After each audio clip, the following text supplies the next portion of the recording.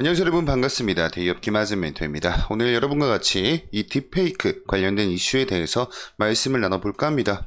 이게 지금 굉장히 이 사회적인 혼란들을 야기를 하고 있습니다. 그리고 좀 쉽사리 수그러들지 않고 있어요. 그 자체가 일단은 이 딥페이크 사태 자체가 이 익명성이 좀 보장이 되고 있는 텔레그램, 이 텔레그램이라는 이 플랫폼 내부에서 확산이 되고 있었던 그런 이슈였기 때문에 이 가해자들, 피의자들을 특정하는 데 좀 어려움이 있죠. 그래서 계속해서 수그러들기보다는 더더욱 좀 확산이 되고 있는 이런 양상을 띠고 있습니다. 자, 그래서 우리는 주식 투자를 하고 있는 이 투자자들 입장에서 이 시선에서 한번 좀 바라봤을 때 이게 좀 쉽사리 이렇게 뭐 사그러들지 않고 있기 때문에 이 추가적인 수급을 좀 기대를 해볼 수 있는 모멘텀이 좀 아직까지는 열려 있는 것 같아요. 그래서 오늘은 여러분께 이런 부분에 대해서 좀 설명을 드려볼 거고요. 일단 여러분들 이 딥페이크 이 사태 자체가 사회적으로는 굉장히 좀 있으면 좀 안 되는 심각한 사회 혼란을 야기하고 있는 그런 이슈이긴 하지만 오늘 영상에서는 여러분들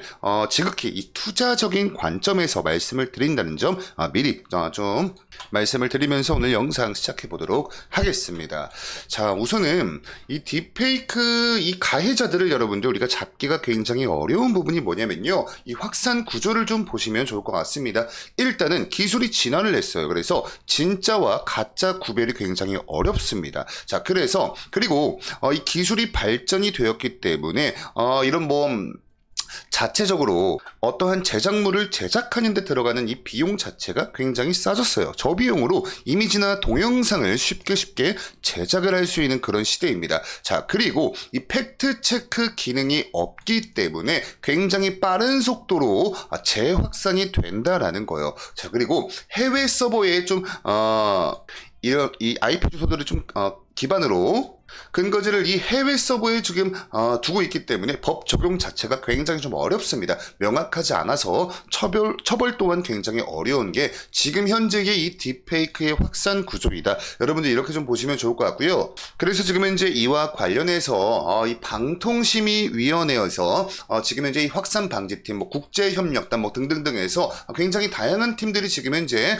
꾸려져 있습니다. 보시면 여러분들 8월 28일자를 좀 필두로 해서 딥페이크 성범죄 영상물 10대 종합대책 발표가 나왔고요. 또 같은 날 방통심의위원회와 또 서울시에서 딥페이크 성범죄 영상물을 신속 대응 협력체계 구축도 하고 굉장히 다양한 활동들을 하고 있는데 우리가 좀 눈여겨볼 그 이슈 자체가 이거 같아요. 보시면 텔레그램 CEO 수사 프랑스 당국의 긴급 공조 요청을 8월 29일자로 방송통신심의위원회에서 했습니다. 그리고 텔레그램 공동대응 글로벌 협의체 구축을 추진도 하고 있는데 아직 여러분들 이 프랑스 당국에서 yes or no로 대답을 해주고 있지는 않은 상황이에요.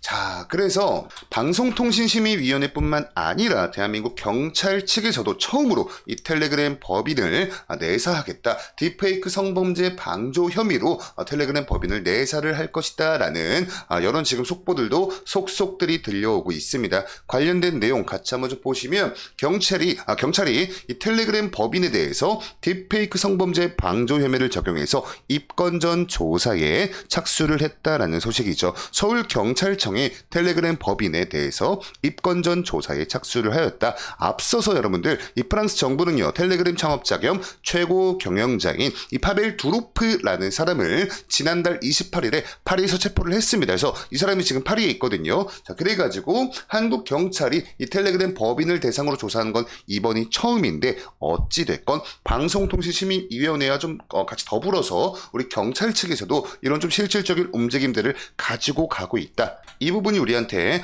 굉장히 좀 중요한 포커스가 될 것 같아요. 포인트가 될 것 같아요. 자, 그리고 여러분들 이런 사태는요, 비단 우리나라에서만 끝나고 있지 않습니다. 보시면 이 미국 언론 보도 내용을 제가 좀 가지고 온 건데 이 내용 자체가 여러분들 이 딥페이크 기술이 미국에 있는 지금 여러분 가장 큰 이 스케줄이 뭐죠?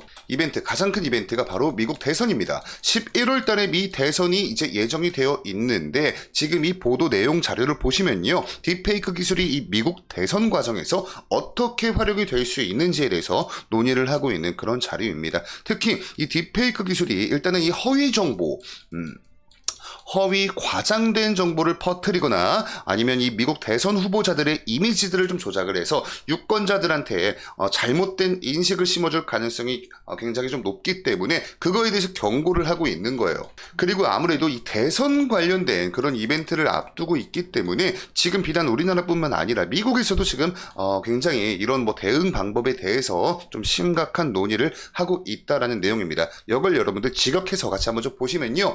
인공지능이 11월 선거를 방해할 수 있을까? 요거에 대해서 그것은 쓸데없는 질문이 아닙니다. 그러니까 충분히 우리가 좀 고민을 하고 대응도 해 두어야 한다라는 그런 내용이죠. 자, 그리고 여러분들 지금 우리나라에서 이 딥페이크 사태가 문제가 되고 있는 게 10대 미성년자들을 좀 타겟으로 해서 디지털 성범죄들이 엄청나게 만연해 있다는 게 굉장히 큰 사회적인 이슈인데 그런 부분들이 여러분들 미국도 똑같습니다. 보시면요. 자, 요것도 직역해서 이렇게 같이 보시면 아이들은 딥페이크 누드 사진의 확산으로부터 자신을 보호하기 위해서 소셜미디어 앱이 더 많은 기능을 제공을 하길 원한다. 요거 여러분들 우리나라 기준으로 9월 1일자로 올라온 미국의 언론 보도의 어제자 보도 자료입니다.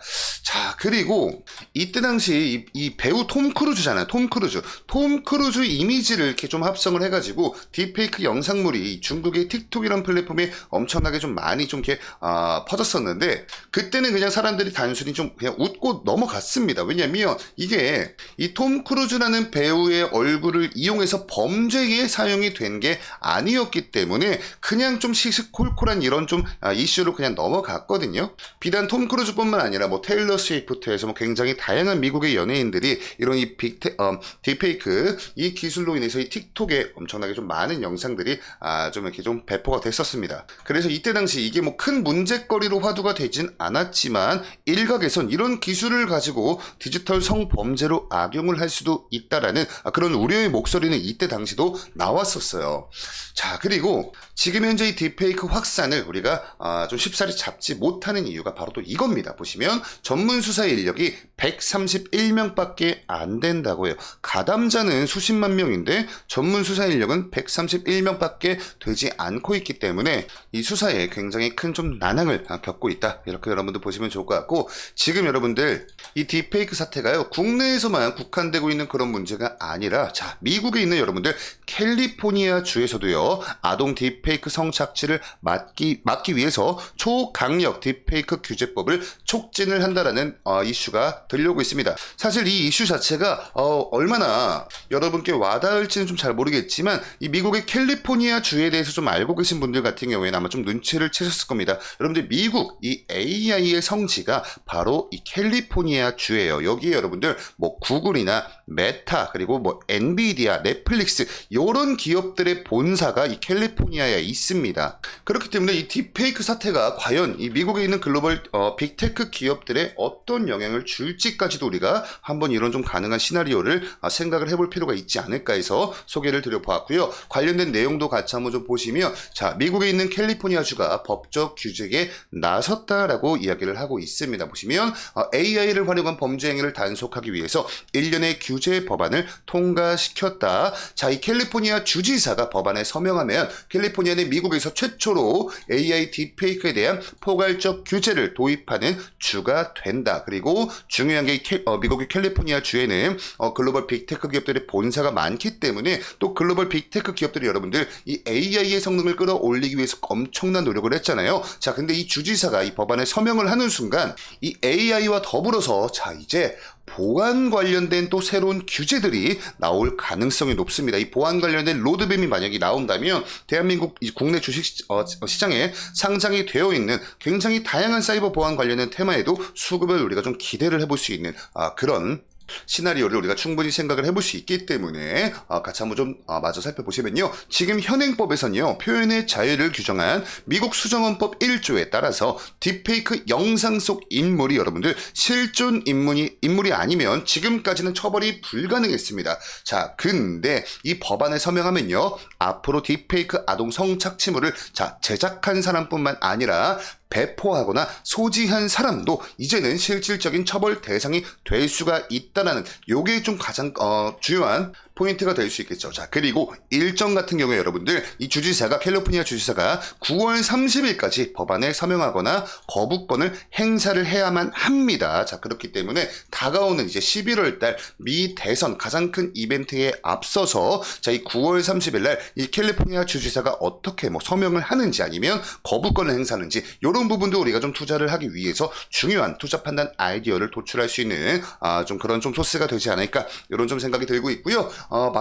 마찬가지로 11월 대선을 앞두고 정치 분야에서도 AI 딥페이크에 대한 규제를 강화를 할 것이다라고 이렇게 좀 소개를 하고 있습니다. 그리고 아까 이 미국의 언론 보도 자료를 우리가 좀 보고 왔을 때 이 미국의 아이들이 이 소셜 미디어 앱이죠. SNS에서 이런 딥페이크를 좀 방지할 수 있는 기술을 좀 원하고 있다는 내용을 우리가 보고 왔죠. 자, 그 내용이 여기 나오고 있죠. 사회 관계망 서비스 SNS 업체에 선거 120일 전부터 딥페이크를 사용한 선거 콘텐츠를 규제하도록 의무를 부과하는 법안도 승인을 했다라고 해요. 그래서 앞으로 이 부분 관련해서 이 SNS 업체들 뭐 대표적으로 메타가 될 수가 있겠죠. 페이스북이나 인스타그램 요런 좀 관련해서 어떠한 로드맵을 제시를 할지도 우리가 추적 관찰을 하신다면 조금 더 탄탄한 투자 아이디어를 우리가 가지고 갈 수 있지 않을까. 자, 그리고 지금 이런 딥페이크를 악용하고 있는 범죄가 확산이 되고 있는데 세계 각국에서도 자구책 마련을 고심을 하고 있다라고 합니다. 우리가 오늘 영상에서는요, 이 국내와 좀 미국을 좀 중심으로 알아봤다면 지금 이 언론 보도에서는요, 일본과 중국에 관련된 내용도 나오고 있거든요. 그러니까